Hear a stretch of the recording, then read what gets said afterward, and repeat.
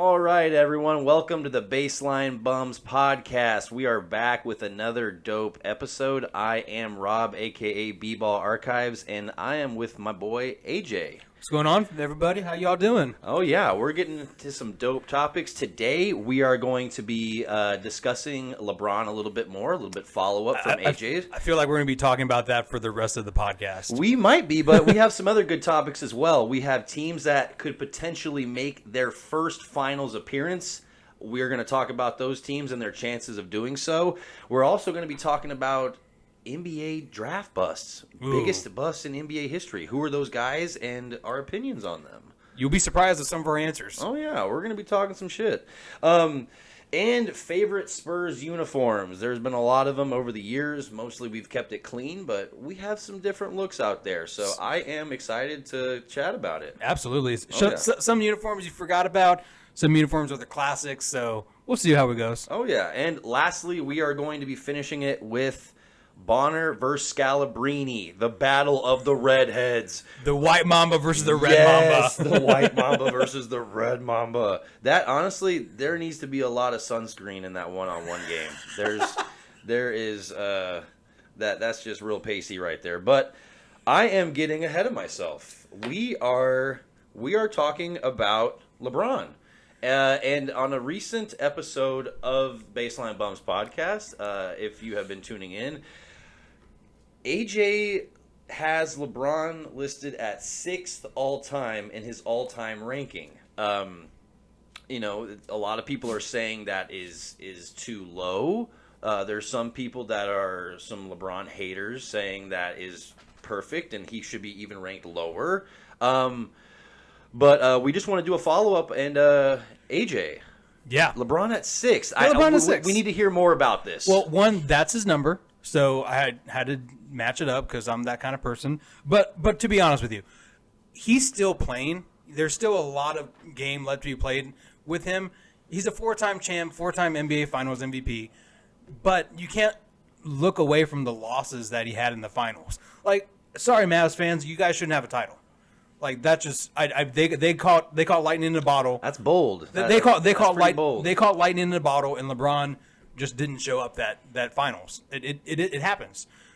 Also, I've seen a lot of people talk about, LeBron was the most feared man in the East. It's like, what was the East back then? The East was not what we see it today. I mean, they literally had to change the NBA All-Star game in order to give the East a chance. Like, they had to pick teams instead of going East and West. So that's another thing. Like, they had to change it because, I mean, the talent was very top-heavy, and there weren't really, like, great teams. Like, some of the teams he played in the first round were, like, 8 seeds that were under 500. So That's true. The East was pretty top-heavy. Once you got past that 3 or the 4 seed, it was a huge drop-off. It wasn't like the West back then when any 8 seed can knock out a 1 seed. I mean, even look at this year coming up. We don't even know who's going to be left out of the dust because there's a lot of great teams, and really it's going to come down to who stays the healthiest at the end of the day. Also, LeBron's going to break the scoring title. It's going to happen. Yeah. And LeBron's probably going to win another championship. And in a couple of years, or maybe we revisit this topic next year, we'll see how this year goes, he'll probably break the top 5 in mine. Okay. But also, like, what's everyone's criteria? Are we talking about the greatest NBA basketball player? We're talking about the most athletic basketball player of all time. Like, what's the criteria? Are we going skill? Are we going athleticism? Like, what's the criteria? I would love to know what people's opinion are on that, because that's kind of, like, for me, I do the eye test.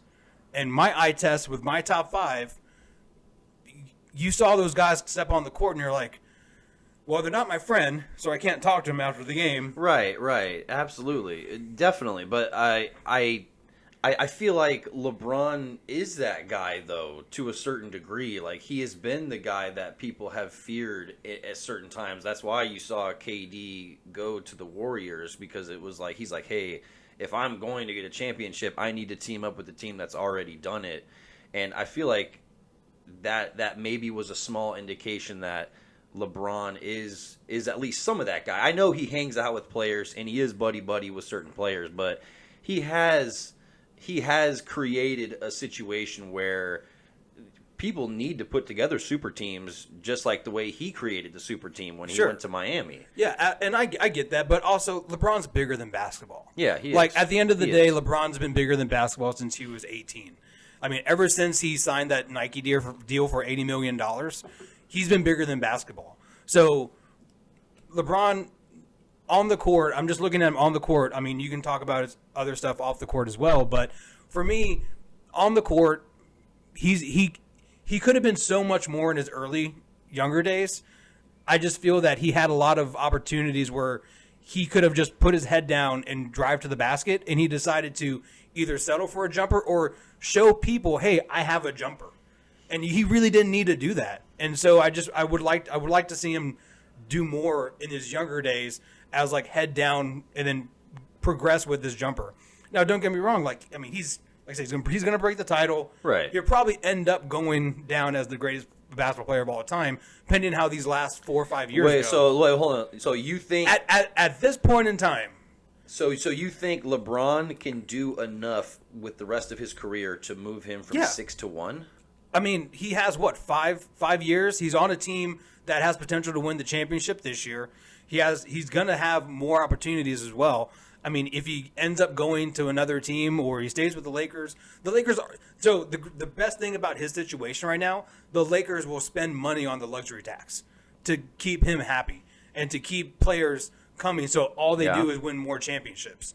So like he's in a really good situation. But also another thing for me with LeBron James, and this is just me coming from my Spurs fandom, is he really locks down the salary cap. When you think about it, like he demands so much money when he's playing, rightfully so, right? But Kobe did that same thing. I know. Kobe was literally like, I don't want to be paid less than $25 million. And he was like, if I'm not the highest paid player. So like LeBron's not unique in that demanding of high salary. But then you look at Kobe's last few years and his teams were not the best. Oh yeah, there was Lakers teams that were trash. I mean, because of that. I mean, look in certain ways. And same thing with the Cavs before he went to the Heat. Like the Cavs, like they had a decent team. But, I mean, his salary cap was so high. How the Heat made it happen, I have no idea. Yeah. But, you know, I guess... Well, it was Chris Bosh. Chris Bosh is the one that ended up taking the snip. He ended up getting the pay cut. He was like, hey, how bad do you want this ring? D-Wade's like, I'm here. I am Miami. I'm getting paid. LeBron's like, I'm the best player on the planet. I'm getting paid. And Bosh was like, well, I'm feasting in Toronto, but I want to win. I get it. Yeah. And, you know, like, I don't hate LeBron. Like, he's a great player. He's just not done with his career yet. Like he might be the longest tenured player of all time if Udonis Haslem doesn't retire soon. But I think he has plenty of potential to jump in those areas. I just like to respect my elders and the people who paved the way. That's why my top 5 is who my top 5 is. Fair enough. Well, all right, you heard it. He has officially defended his decision of LeBron James at 6th. I think that you're right. He does have some room to pad his stats and to add more accolades. And if that means he moves up, then I guess so be it. If the conversation's the greatest athlete in the NBA of all time, LeBron's number 1. Yeah, of course, absolutely. Like he's the guy he created on 2K and NBA Live and stuff. But he has used that athleticism to play some incredible basketball. Yeah, absolutely. So there we go. Let's move on to our next topic, where we're going to be talking about teams that have never made an NBA Finals. These teams have never even sniffed that finals arena. And the teams I'm talking about, it's the Hornets, it's the Nuggets, the Clippers, Grizzlies, T-Wolves, and Pelicans. A lot of these teams are actually good and up-and-coming teams now. Absolutely. They built some pretty damn good cores around them. So we're going to kind of go through some of these teams, and we're each going to pick one and figure out who exactly has the best chance of making it to the finals. So I'm curious, AJ, who are you picking out of this bunch to get to the finals first? I got the LA Clippers. It's hard to bet against the LA Clippers. Kawhi is an NBA Finals MVP, 2-time Finals MVP, 2-time champion. He has he doesn't really, I wouldn't say he has the vocal leadership, but I think he has the presence to push a team to to get over that hump. I mean, the biggest thing for the Clippers is to stay healthy, and then hopefully with John Wall coming in, absolutely. I mean, you look at their roster, it is solid.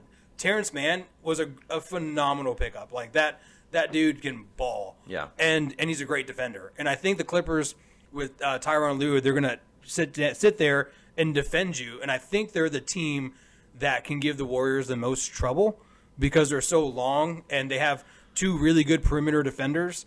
And then you also have was it Zubac? Is that his pronounced name? Yeah, Zubac. Down low. I mean they have the potential, but I need to see what John Wall looks like in that offense, and then also Reggie Jackson.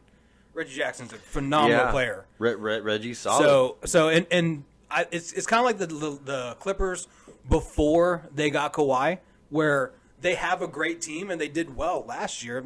They did fine. Yeah. But they need that extra little push, and I think if Kawhi stays healthy and if everyone's on the same page, I think they can definitely make a run for the finals. Yeah. No, I think you brought up a lot of really good points, and the best point was the health. There's so many guys that they rely on that are, kind of question marks when you talk about Kawhi, Paul George, John Wall, who we haven't seen play basketball in a year and a half. Right. And even then he was kind of dealing with a multitude of injuries. So there's a lot of question marks there. So I do think the Clippers are one of the most one of the highest percentages of teams on this list. But I really think that the T-Wolves. Interesting. The T-Wolves, and it's crazy that I'm saying this, but I think the Timberwolves have the highest chance of any of these teams on the list to make it to the finals. Go on. And I think we are going to see Ant. We're going to see Anthony Edwards, his emergence as a superstar, even more so. Like I see like a young D Wade in this guy. Like I see a guy that isn't afraid of the big moment. And when you accompany that with a guy like Cat, who is going to have less of the down low responsibilities now that they have Gobert, he is going to be able to step out on the perimeter. He's going to be able to shoot a lot more, going to be able to just expend all of that energy on offense, and Gobert is going to be able to handle everything down low. And he's actually going to give D'Angelo Russell a great lob threat, which they have not had. Cat is a great three-point shooter, really good mid-range, but he's not a guy that you're going to go pick and roll with and just throw the ball up and tell him, hey, go find it. Right. Gobert's that guy, though. And so when I think of D'Angelo Russell in the pick-and-roll game, all of those things combined lead me to think, hey, this is a good young core. If they stay together, even 3 years, I could see them sneaking into the finals. Okay. I can see that. What do you think about them trading away Pat Bev? I don't hate it at all because I think Pat Bev, his best days of defending are behind him. I agree. I guess from a leadership perspective because last year when they got to won the playoffs, or they got to the playoffs, he was out there celebrating. I really think Pat Bev pushed them over that edge. Like, hey, you guys are really good, and let me help you get there. Let's have a chip on your shoulder. Like when they were playing the Lakers and they're all doing this with Westbrook and clowning him like that. I mean, you feed off that energy, and especially if you have a guy like Ant that can just score in just do bunches. Just do everything. Like he honestly, I don't mean to hype him up too much, but he shows flashes of MJ.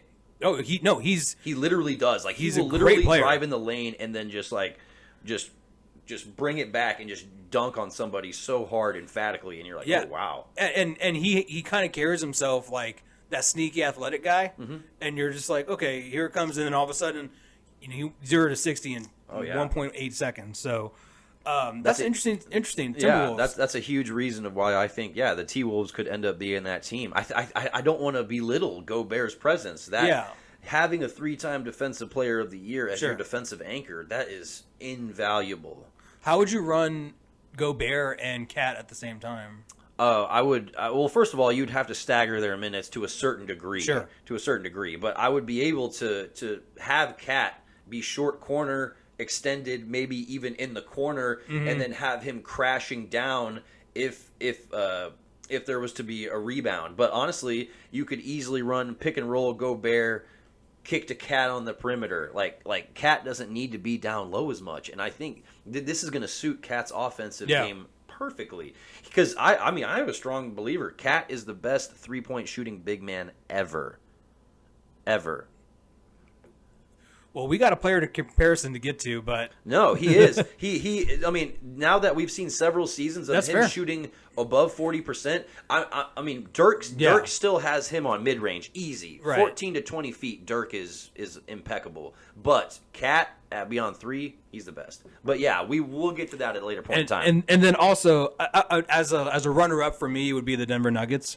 Of course, I knew you were going to say that. Yeah, because you love the fucking Nuggets. I love the Nuggets, but like they just need to stay healthy. It's all about health for them. Yeah. But also they just picked up KCP, which is a huge pickup, and then all their other components that are there, like they still got DeMarcus Cousins. They just picked up DeAndre Jordan. But my only knock on the Nuggets this year would be their first round pick was Christian Brown, which, I mean, I guess. It was at 21. That was a stretch. Yeah. That was a huge stretch for them. I guess they liked him for whatever reason, but I mean, I think the Nuggets if they just stay healthy, I need to see Jamal Murray and Jokic play a full season and a full playoff together in order to, I guess, get over that hump because they have the parts. Yeah. And Mike Malone's a great coach. They just gotta stay healthy. Yeah, It really come down to it. Right. You can have one or two key players miss 15 to 20 games, and it can derail your season. And, For sure. and especially NBA now, like we mentioned this in a previous episode, but like last season, like the Atlanta Hawks had more players miss due to COVID than anyone else, and that completely derailed their season. So there's all kinds of reasons people can miss games, and it really affects their season. So yeah. Pure craziness. But yeah, some of these teams, I think they have a good chance of making the finals. And it's going to be interesting to watch this basketball. I don't know if the Grizzlies would be on that list if Ja didn't go down. You think they make the finals if Ja didn't get hurt? I think so. It definitely had a chance. It would have been a really fun series to see them and the Mavs together. So wait, no. You were talking about Western Conference Finals? No, just finals in general. So I think if Ja wouldn't have gone down because he was controlling that series. Well, they would have played in the Western Conference Finals, not in the NBA Finals. Right. But it would have been fun to. I think they would have beat the Mavs. Oh, so you think they would have? Oh, okay, interesting. So I think the Grizzlies would have made the finals if Ja didn't get hurt. Okay, that's a hot take. So AJ is saying if Ja didn't get hurt, that the Grizzlies would have made the finals. I think it would have. I think the Warriors series would have gone at least 7 games. And I think Ja would have shown out because they would have been at home. No, they were really controlling that series, and then he went down, and it kind of fizzled away. And I mean, the Warriors took full advantage of it because you have to. I mean, you don't get to choose who gets injured and who doesn't. You just play who's in front of you. Right. So I think they have the swagger, and I think they have the chip on the shoulder. And I think when Ja comes back, hopefully everything's okay with his knee and it's not a lingering injury. I really think last year was a good year for them to do it. But we'll see what happens moving forward. I really like Steven Adams on that team. Oh, yeah. He provides a lot of toughness. A lot of toughness, rebounds, like just grab the ball, throw it to Ja. I mean, when they played the Spurs, that's exactly what he did. And he grabbed a rebound, chunked it up to Ja, and Ja just had the nastiest jam on the Spurs, I think, the entire year. Oof. Yeah, Ja did us dirty on multiple occasions. That is an exciting young man to watch.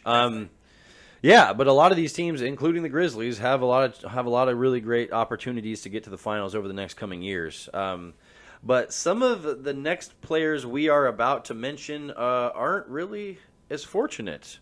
These guys had some short careers. We're going to be talking about some of the biggest NBA busts and kind of what that means for us. Yeah, because I think we have different definitions of bust. Maybe Right. Yeah. You can have players that just didn't pan out and be what they were supposed to be. You can have players that got hurt and kind of got derailed a little bit. Mm-hmm. You can have players that literally just disappeared off the face of the earth. Right. There's all kinds of busts. Right. So let's just start it off. Whenever you think of NBA busts, who comes to mind? LeBron James. Damn you, AJ. LeBron James told me he wasn't going to win 1, not 2, not 3, not 4, not 5, not 6. Remember that one? LeBron James is the biggest bust of all time. Bottom line. All right, that was for TikTok. Yeah, that was for TikTok. Okay. No, just kidding. Anything for likes and subscriptions, but I would say the biggest bust of all time for me is Greg Oden. It has to be. Just because Greg Oden was Gatorade Player of the Year, he was Mr. Ohio, he was all the things that you want for a guy as your number one pick. He was picked over Kevin Durant. Yeah. And, the Blazers were really dead set on him. They had Brandon Roy at the time, so they were able to go for a big man like Greg Oden. He had flashes of greatness. He did. There's a couple games he had 24 points and 15 rebounds or so. But, injuries just really plagued him so bad. And being a kid and loving the NBA the way that I did and still do, and watching him play at Ohio State and coming up through the ranks and doing all that stuff, it's like he should have been the next guy. But injuries, I think he only played 105 games total in his very, very short career. Yeah. The knee injury just never got better, and I think he might have had one leg longer than the other one, which caused the knee injuries and stuff. Mm-hmm. So, I think Greg Oden, in my opinion, is a huge bust.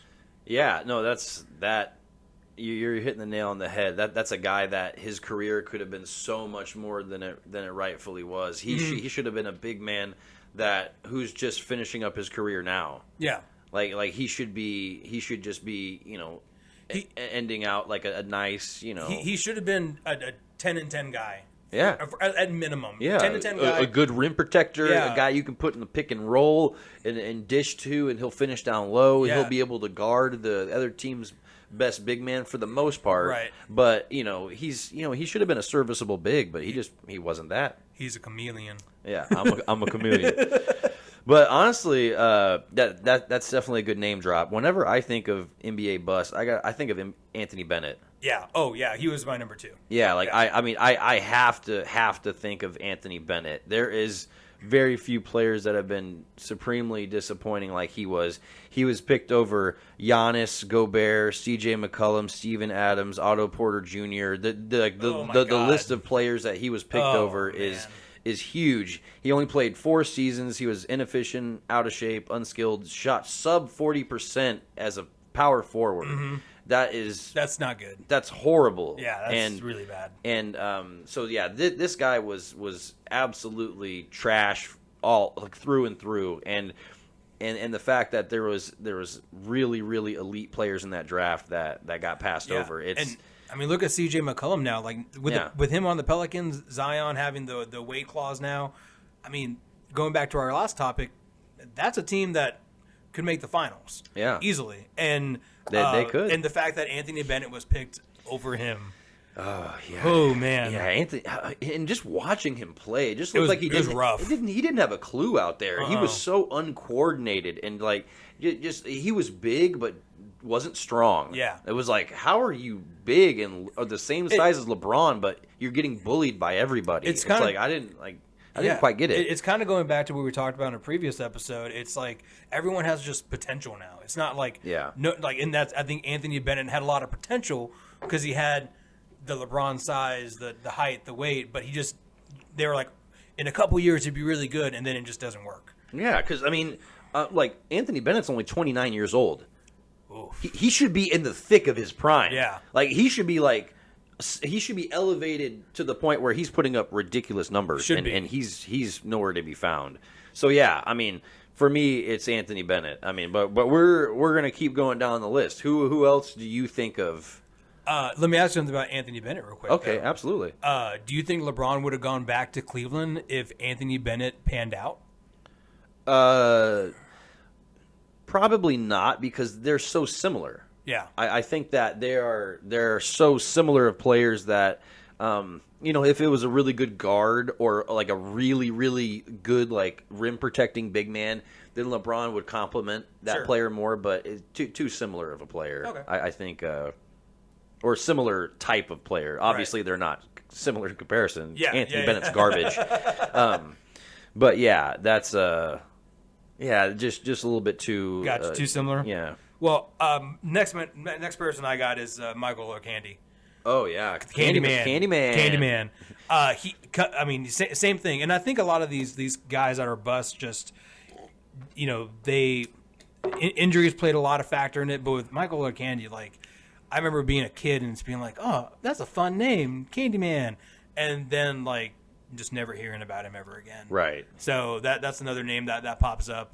How about you? Do you got any more? Oh yeah, one of the ones that really pops up the most is Hasheem Thabeet. Yeah. Hasheem Thabeet. He was being touted. I remember him being compared to Dikembe Mutombo for his rim protecting. He was selected over Steph Curry, James Harden, DeMar DeRozan, Drew Holiday, Tyreek Evans, and Jeff Teague. All these guys obviously way better than Hasheem Thabeet. Yeah. And he only played 5 seasons, so uncoordinated. He wasn't a lob threat at 7'3". He couldn't defend the rim, and he was absolutely weak. He was awful. He got pushed around. Averaged. Let me pull up his averages. He averaged 2.2 points and 2.7 rebounds in a little over 200 games. Just absolute trash. I know he didn't get a lot of minutes, but even the 1 year he got double-digit minutes, his points were still 2s. What blew my mind when he got drafted was, like, did no one watch the tape with him and DeJuan Blair? Yeah, like DeJuan Blair bullied him. Yeah, DeJuan Blair was like 6'8" at best, and no ACLs. He had no knees. Like it's Literally, crazy. We should do a DeJuan Blair segment, dude. We should. DeJuan Blair shout out. Yeah, we should definitely do. Was it Teddy Blair? Just whenever DeJuan Blair was at Pitt and Thabeet was at Georgetown, they played, and like I remember you can look it up on YouTube. Like when DeJuan Blair literally pulled the ball from his hand at 6'8" and like literally kind of judo threw him over his shoulder. Oh yeah, like that. I don't know how you have that reel in your, I guess, draft videos and get drafted number 2. Like, right. That should have been like the clear. Hey, this is what's going to happen in the NBA. Yeah. So. And then we got DeJuan Blair that year, and I was like, "Oh, or at least we're going to beat the Pacers." yeah, we're gonna push him around a little bit. But yeah, the last guy I have after Hasheem is Adam Morrison. Yeah, out of Gonzaga. This guy was selected over Brandon Roy, Rudy Gay, Rondo, Kyle Lowry, Millsap, and JJ Redick. So like there was still a lot of players that had more talent than he was selected over. This guy was so slow for his position. He was weak. Granted, he had a decent rookie year. Let me go ahead and read you his rookie stats. Very inefficient, but 11.8 points a game, 3 rebounds, and 2 assists in a rookie campaign. So it wasn't horrible.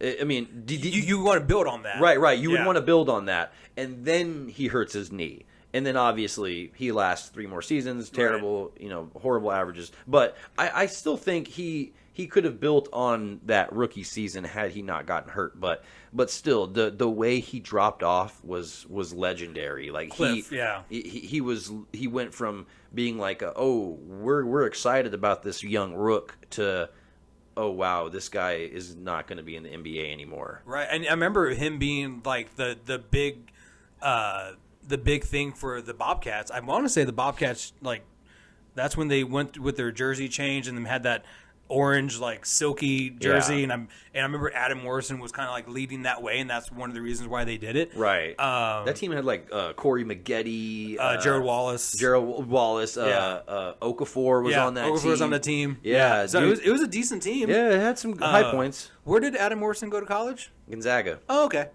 Just wondering. Yeah. But we'll see. We'll see what happens with Chet now that he has Chip England. Like, I think he's probably going to win Rookie of the Year now. I changed my. I do think now that Chip England is going to be his shooting coach, his ceiling's so high. Well, one of the things that Chet needs improvement on is his free throw shooting. He shot, I think, a little over 70%. And if you are a guy that is touting yourself as one of the most elite shooters, you got to be shooting 80 plus from the line, maybe even 85 for sure. And I think Chip England. I think that's the perfect coach to have. Yeah. As a rookie who, as you said, as an elite shooter, what can we do to make it better? And I think Chip England's going to just make it so no one's going to be able to block his shot like ever, and so he's going to put that ball over his head and just chunk it up every time. So but Gonzaga doesn't have a great track record. No, of they certainly players. do not. They have put out a lot of busts over the years. A lot of busts. But yeah, those are some of the more interesting NBA busts overall, and that's certainly interesting going over all those guys. We at this point are going to kind of change lanes and talk about a little bit more of a fun segment. Yeah. This one is about our favorite Spurs jerseys. And there's a lot of good ones, but there's also a lot of just like clean classic ones. Yeah. So let's go ahead and just dive on in. Why don't you go first on your favorite jersey? I will. I'm going to go ahead and say my favorite one is just super, super classic. I'm going to go with the late 70s black jersey with the black lettering, white outline. Yeah. Just super, super classic. Whenever you think of George Gervin playing basketball, it's basically the opposite one of this. I'm getting called out right now because he's wearing the white one. Yeah, but, that was their away jersey. Exactly. So that's the first jersey that comes to mind, and such a clean classic one. So for me, that 70s look, that's got to be number one for sure. And aren't they bringing that one back this year? I'm pretty sure it's something that looks similar the to city, it. The city edition or something like that. Yeah. My favorite is our throwback to the Dallas Chaparrals. And so great choice. It's that white jersey that says Chaps in just cursive letters, and the shorts. So what's great about the Spurs uniforms is like the shorts are always just as cool as the jerseys. So like the shorts on the Chaparral had the old logo with the Roadrunner and the Texas logo. That thing is really cool. Another one of my favorites is the first time we ever wore the retro jerseys, the silver ones. And the first time Bruce Bowen came out with like long socks and short shorts, I was like, yes, we are here for this. So those are my favorites. The Fiesta colors, are great, those jerseys, but it just sucks that we had to be terrible in order for us to get that merch. Right. We've been asking for that for years. Decades. Yeah, literally a decade. Yeah, you hit the nail on the head in the previous episode. It sucks that we have to suck in order to get good merch. Mm-hmm. Yeah, it's kind of trash. But yeah, I think that's a great option. That the Chaparrals is a clean look. I was never a huge fan of the camo stuff. I get why we're a military city, but I was just never a really big fan of that. It just didn't really float my boat. You didn't like the Digi camo? No, I didn't. No Digi camo, especially with the sleeves. Not my thing. Okay. I mean, they're classic, and I'm sure they're gonna come back at some point. But they kind of got that John Cena "you can't see me" effect, though, right? Yeah, it was impossible to see our team on the court. But honestly, the one I have next, one of my favorites is the Silver Sundays.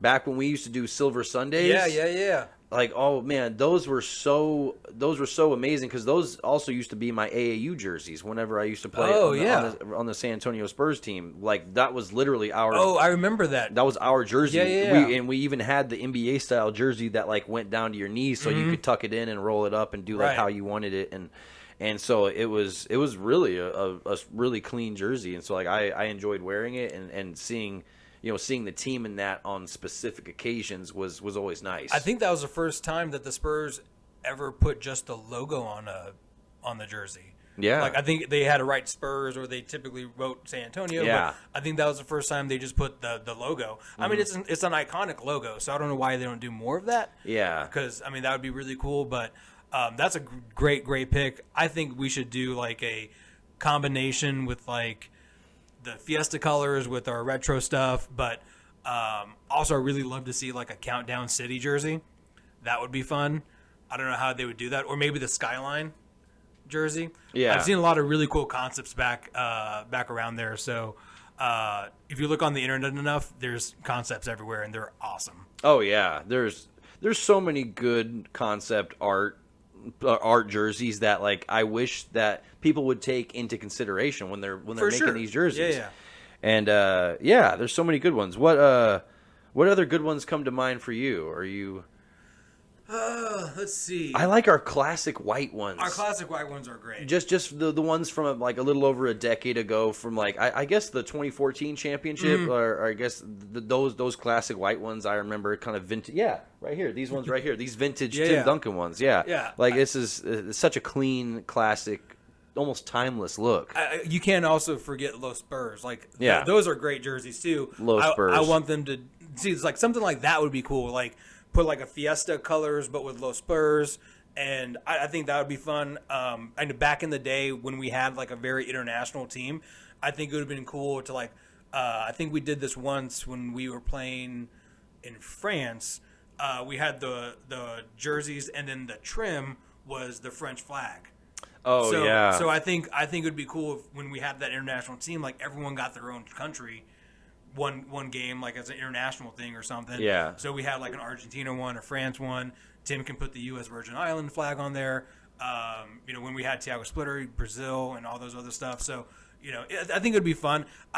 It's interesting that we're talking about jerseys with the Spurs. Right. Because, like, we're not the most flashiest or, the most, out there type organization. But it's still a fun thing to talk about. I'm excited about the future because now that, we're getting these newer jerseys, like the new ones that came out, the SATX jerseys. Yeah, those are clean. Those are clean. I am not a huge fan of the front logo. Right. But I get the idea. And like if they would have done like the Texas with the Spur logo on the front and, would have done like the SATX on the shorts, I would have been probably a little more excited about it. And those jerseys are going to be fun. I think whenever these jerseys come out, we only get like the digital, and then when we see them on the player, you're like, oh, okay, I like those a lot more now. Yeah, you're right. It's seeing it live it changes it definitely. Yeah, for sure. But yeah, there's so many good Spurs looks over the years that, and I think you addressed a really, really great point that like we're not the flashiest team. Our look is always gonna be very polished and very proper. I mean, it's black and white. It's black and white with a little dash of silver, baby. I like it. All right. We talked about a lot of really great jerseys. I'm a fan of all those, and I think that kind of segues. Ooh, real quick. Okay. Sorry. One more. No, let's. I think it would be really cool since we do Selena night in San Antonio. If we did like a Selena Spurs jersey, but with like kind of like Miami did with like the Miami Beach Nights or whatever it is, and so we get like the Spur but in the Selena cursive, and it's like white with like the pink trim instead of the silver with the black. Ooh, dude. Okay, you heard it here, TikTok. We need a Selena Spurs jersey. Yeah. Whoever can make that happen, let's make it happen. Absolutely. And if you want to talk about selling merch, you're selling merch to everybody when that happens. There's going to be 2 million people in San Antonio that buy that. Oh, yeah. Sell out in a heartbeat. Oh, yeah. Excellent. That's a great point. And just honestly, who doesn't love Selena? Oh, for sure. And also, how come we haven't done an Alamo one yet? Dude, or a King Kyle Lee one. But I just like everyone knows like San Antonio, the Alamo. Like, how come we haven't done an Alamo jersey yet?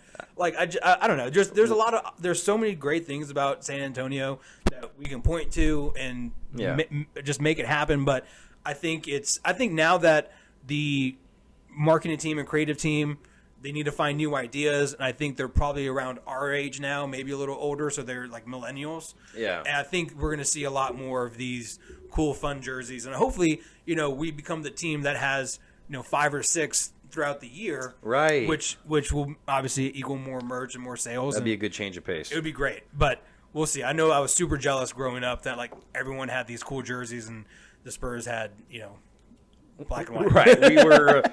We were pretty much rocking the same thing all the time. Exactly. But yeah, that's us in a nutshell. Spurs are clean cut, all about the business, the fundamentals, and so I don't hate it. Yep. But that is a perfect segue into one of our last topic. Yeah. It is one of our favorite Spurs players, was a really good role player for us, Matt Bonner. And we're doing Matt Bonner versus Brian Scalabrinie, the battle of the Redheads. So 1v1, who are you taking, Matt Bonner or Scalabrinie? All right, so I had to do my research for this one because it's fun, and I don't think anyone's ever Googled Matt Bonner versus Scalabrine player comparison. Google was like, who? Actually, I'd go to DuckDuckGo or whatever it is. So for me, it's interesting because you see a lot of news about Brian Scalabrine, but like post career, because everyone would clown on him when he was back playing for Boston. It's like, oh, I could beat Brian Scalabrine 1-on-1, and then he was like, all right, show up, like bring the smoke, and so he literally would like tweet out, hey, I'm gonna be at this gym, and regular guys. Scallenge. Yeah, it's a scallenge, exactly. Yeah. And then it's like he would murk them like 15-1 or like it would be 11-0, just destroying these guys. And you're like, oh, yeah, there's levels to this game. Right. So, one-on-one, Brian Scalabrine. NBA career, I'm going Matt Bonner. Of course. Matt Bonner is gonna get the nod. Yeah. I think 1 year he averaged like 10 points, which is I think Scalabrine averaged only around 7. Matt Bonner, his highest points per game was 8.2. Maybe I was looking at playoffs. Yeah. Oh, yeah, you might have been looking at playoffs. Yeah. So 8.2 compared to Brian was like 5, Dude, 6. Brian's, it was not. Brian's a lot. was 6.3. Yeah, it was, and I know Matt Bonner shot better. He had more opportunities. Matt Bonner had just more opportunities. I think they had around the same career high. I think it was like 28 or so. But for me, what tilts it was like I said, Matt Bonner had a bigger role, but he also got paid $10 million more in his career. Yeah. So to kind of show you, if we're going, NBA career, post NBA career, I got to go with Matt Bonner NBA, then the Scallenge post, because Matt Bonner he's just a Spurs anchor guy that wears flannel and talks during halftime. Yeah, no, I think you hit the nail on the head. I think Matt Bonner, he was more useful to a team because he was better in that individual role. Yeah, you could have him just set a pick and pop. And he could set a good screen and then, shoot the three, hit it, and that's all you needed him to do. He would get a rebound every now and then. He didn't really need to play that much defense. He would just play within the team, and then he would be solid. So I think when you look at, NBA career, absolutely, Matt Bonner. He was filling that role so perfectly. And Brian, I feel like Brian was more of a hooper. Yeah. Oh, for sure. Brian was a guy that, he had a nice little like fadeaway jump shot he could do off 1 foot. I mean, he really wasn't athletic enough to get that off in the NBA with consistency, but he could do that. And you brought up the Scallenge, and that was perfect. And he had a quote whenever he was, doing the Scallenge. He was like, "I'm closer to LeBron than you are to me." And he goes, and that was one of my favorite quotes that Brian's. That's a great quote. Yeah, he was talking to some kids. He goes, "I'm closer to LeBron than you are to me," and it rings true that like even the worst NBA players would mop the floor with with the best player at some random gym. Absolutely. And it's eye opening. But yeah, I think if you're playing on 1-on-1. Brian Scalabrine has the bigger arsenal, even though like they're both roughly the same size. Brian Scalabrine 6'9", 240, Matt Bonner 6'10", 230, 235. Yeah, they're the same size, so I don't think anyone's gonna physically dominate the other. But yeah, I mean, career Matt Bonner, skill wise, I think Scallenge. I Scalabrine. I agree, but it is fun to look at a player comparison when they average like 4 and 6 points a game. Well, I think that's when you have to do the deep dive and really think like, all right, you can't just say, oh, this person had more rebounds or this person shot better from three. It's like you kind of have to really think about who would do well. I'm not gonna lie, I liked Matt Bonner's stroke. Like, I mean, it looked robotic, but it was very textbook. Like he had it up here, right? That arm did not move. His elbow was in, and all he did was just guide it. Like that was his thing, and that's all he needed to do. And then every once in a while, he would pump it, dribble, and then throw it down. And you're like, where did this come from? You're like, I didn't know you could do that. I thought you were just Mr. Set it and forget it. I mean, I was like, if he's doing that in New Balances, what's going to happen if he got on, like, I don't know, some Nikes? Bro, if he had pumps and he like pumped them up like each shoe like 5 times. Dunk contest. Oh, bro, like he would be the new Brent Barry and probably dunking from the free throw line. I wonder who would win a dunk contest between Matt Bonner and Scalabrine. Oh, it would be Matt Bonner. Matt Bonner was a better athlete. Yeah. Let's be very honest. Scalabrine was usually out of shape, but he was skilled. Right. But Matt Bonner, definitely the better athlete.